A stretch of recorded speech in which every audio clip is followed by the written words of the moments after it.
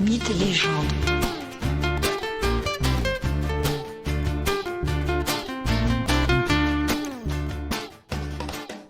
Bonjour à tous et bienvenue dans ce nouvel épisode de Mythes et légendes.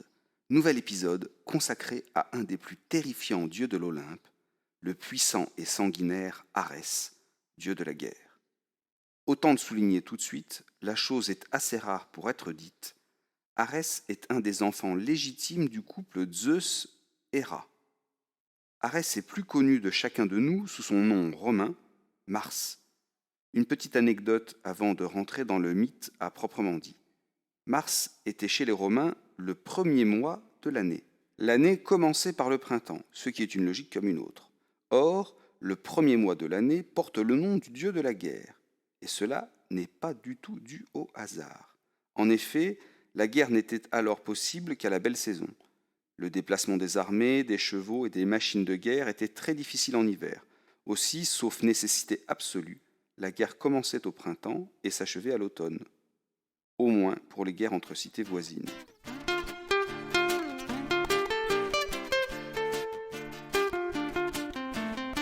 Revenons à Arès, dieu de la guerre, fils légitime de Zeus et de Héra. Sa place au sein des dieux olympiens semble toute naturelle en qualité de fils des maîtres de l'Olympe. Oui, mais cela est sans compter le caractère violent du dieu. Cécrops, le premier roi mythologique d'Athènes, a une fille, la belle et douce Aglore. Arès en fait sa maîtresse, et de leur liaison naît une fille, la sublime Aclipée. Or, sur une des collines d'Athènes, l'Aéropage, Arès assiste un jour à une scène terrible, épouvantable, une des pires scènes qu'un père puisse voir. Aclipée se fait violenter puis violer par Alyrotios, fils de Poséidon. Le sang d'Arès ne fait qu'un tour. Il se jette sur Alyrotios et le tue. Il va sans dire que Arès, le père, a sauvé sa fille Aclipée, mais que Poséidon, le père, vient de perdre son fils Alyrotios. Le dieu des océans, le puissant Poséidon, exige de Zeus que Arès soit jugé. Il n'a en effet aucune envie de laisser passer sous silence ce crime. Et de fait, le crime est manifeste. Et il faut toute la malice et l'intelligence de Hermès, qui assure la défense de son demi-frère Arès, pour obtenir l'acquittement.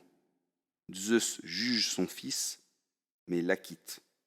Arès semble donc ne pas avoir à porter de lourdes conséquences pour le meurtre d'Alyrotios.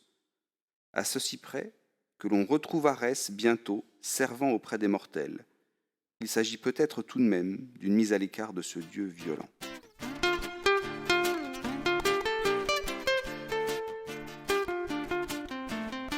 La violence, en effet, est bien le maître mot définissant Arès. Arès, dieu de la guerre, mais aussi dieu de la destruction. Il part au combat toujours en bonne compagnie. À ses côtés, on trouve sa sœur, Eris, la déesse de la discorde, et ses deux fils, Phobos, dieu de la panique, et Démios, dieu de la terreur. Bref, tout un programme.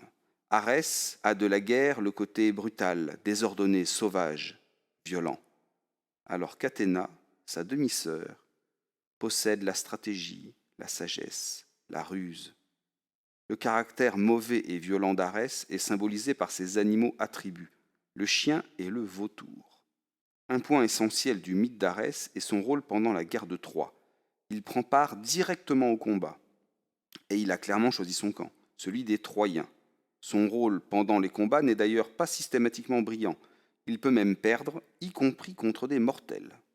Pour rappel, les Achéens, c'est-à-dire les Grecs, sont venus assiéger la cité de Troie car leur prince a kidnappé Hélène, la merveilleuse Hélène, épouse du roi de Sparte. Tout l'enjeu de la guerre est de récupérer Hélène.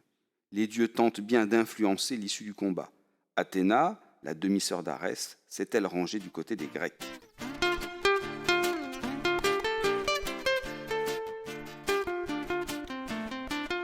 Le mythe d'Arès est aussi marqué par sa passion amoureuse pour la plus belle, la douce mais parfois ô combien manipulatrice Aphrodite. C'est en effet Arès qui trompe Héphaïstos, le dieu forgeron, et époux d'Aphrodite. C'est encore Arès qui se fait piéger avec Aphrodite dans le filet magique de bronze que réalise Héphaïstos pour attraper le couple illégitime. Enfin, c'est Arès qui tue Adonis, l'amant mortel d'Aphrodite. Il le tue, fou de jalousie, après s'être métamorphosé en sanglier et l'avoir chargé en pleine forêt. Et comment Arès a-t-il appris qu'Aphrodite était amoureuse d'Adonis ? Par la bouche si bien intentionnée de Perséphone, la reine des enfers, elle aussi amoureuse d'Adonis. Il est d'ailleurs à noter que pour le meurtre d'Adonis, Arès est fait prisonnier plus d'une année par des mortels, comme quoi la puissance de ce dieu est relative. En complément de cet épisode sur le dieu de la guerre, je vous propose bientôt de découvrir ou de redécouvrir une des batailles les plus légendaires de l'Antiquité grecque, la bataille qui opposa Athènes et ses alliés à l'immense empire perse, la célèbre bataille de Marathon.